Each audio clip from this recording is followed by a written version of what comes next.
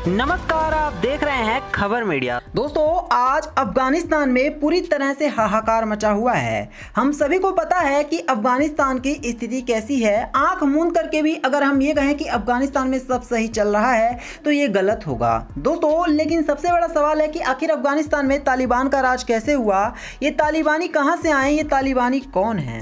राजधानी काबुल पर तालिबान के कब्जे के साथ ही पूरे अफगानिस्तान की सत्ता पर तालिबान का नियंत्रण पक्का हो चुका है।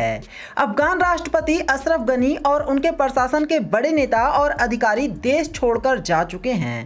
तालिबान लड़ाके काबुल के प्रमुख जगहों पर कब्जा करते जा रहे हैं। इसी के साथ दुनिया तालिबान के 20 साल पहले के बर्बर शासन को याद करके सेफ अफगानिस्तान के नारे भी दे रही है। पूरी दुनिया मौन होकर के देखती रह गई और अफगानिस्तान पूरी तरह से तालिबान के हाथ में चला गया। 15 अगस्त 2021 की सुबह जब भारत में लोग आजादी का जश्न मना रहे थे, तब तालिबान के लड़ाके अफगान राजधानी काबुल पर घेरा डाल रहे थे और अफगान नागरिकों की आजादी पर कब्जा पक्का कर रहे थे। अब दोस्तों, बड़ा सवाल है कि आखिर सत्ता हस्तांतरण के लिए मुल्ला अब्दुल गनी बगदाद काबुल में कैसे आया। अफगान सरकार और सेना के सरेंडर करते दिखते ही तालिबान का कमांडर मुल्ला अब्दुल गनी बगदाद दोहा से काबुल पहुंच गया। वह सीधे राष्ट्रपति भवन पहुंचा और सत्ता स्थानांतरण को लेकर अफगान राष्ट्रपति गनी से बात की। इसके कुछ देर बाद अफगान राष्ट्रपति अशरफ गनी के देश छोड़कर भागने की भी खबर आई। खबरों के अनुसार अशरफ गनी और उनके प्रमुख सलाहकार पड़ोसी देश तजाकिस्तान चले गए।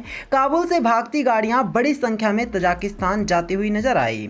आपको बता दें कि इस पूरी घटना से पूरे काबुल और अफगानिस्तान में अफरा तफरी शुरू हो गई।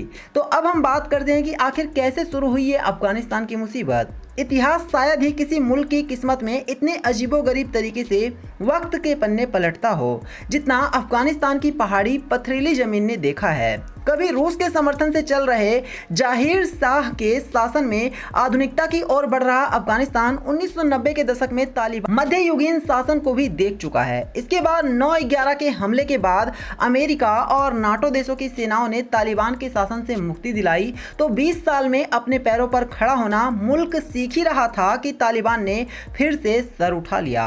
अप्रैल 2021 में अमेरिका ने ऐलान किया कि सितंबर तक उसके सैनिक वापस लौट जाएंगे। इसके बाद तो मानो तालिबानियों का सर और ऊंचा हो गया और तालिबान ने हमला तेज कर दिया और आज नतीजा आप सभी के सामने है। जहां जहां तालिबान का कब्जा होता गया वहां फिर वही सरिया कानून, कोड़े मारने की सजा, सड़कों पर कत्लेआम और दाढ़ी बढ़ाने, संगीत सुनने, महिलाओं पर पाबंदियों जैसे मध्ययुगीन फरमानों का दौर लौटता गया। पूरे देश पर अब फिर तालिबान का कब्जा है और लोग खौफ से फिर घर बार छोड़कर पड़ोसी मुल्कों में भागने को मजबूर हैं। अगर हम बात करें कि तालिबान कौन है और इनकी असली ताकत क्या है तो ध्यान से सुनिए। अफगानिस्तान से रूसी सैनिकों की वापसी के बाद 1990 के दशक की शुरुआत में उत्तरी पाकिस्तान में तालिबान का उभार हुआ था।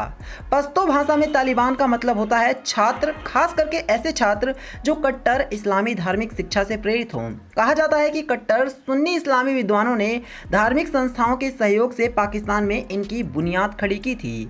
तालिबान पर देवबंदी विचारधारा का पूरा प्रभाव है। तालिबान को खड़ा करने के पीछे सऊदी अरब से आ रही आर्थिक मदद को जिम्मेदार माना गया। शुरुआती तौर पर तालिबान ने ऐलान किया कि इस्लामी इलाकों से विदेशी शासन खत्म करना, वहां सरिया कानून और इस्लामी राज्य स्थापित करना उनका मकसद है। शुरू में सामंतों के अत्याचार, अधिकारियों के करप्शन से अजीज जनता ने तालिबान में मसीहा देखा और कई इलाकों में कबायली लोगों ने इनका स्वागत किया। लेकिन बाद में कट्टरता ने तालिबान की ये लोकप्रियता भी खत्म कर दी और आज एक टाइम ऐसा आ चुका है जब अफगानिस्तान के लोग भागने पर मजबूर हैं और तालिबान ने इनका गला घोटना चालू कर दिया है। तो यही था वीडियो में। वीडियो को लाइक करना, इसे शेयर करना और चैनल को सब्सक्राइब करना। धन्यवाद।